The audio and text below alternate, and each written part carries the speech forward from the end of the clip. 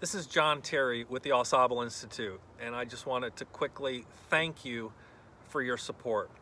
This past year has been challenging and difficult on multiple levels, but I am so encouraged and grateful for the support we've received from our friends and our community and our network of alumni. None of our work would be possible without your support.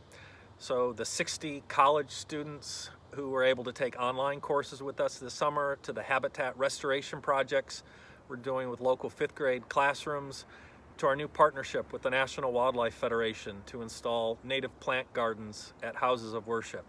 None of that would be possible without you. So thank you, and thank you for allowing us to inspire and educate people to serve, protect, and restore God's earth.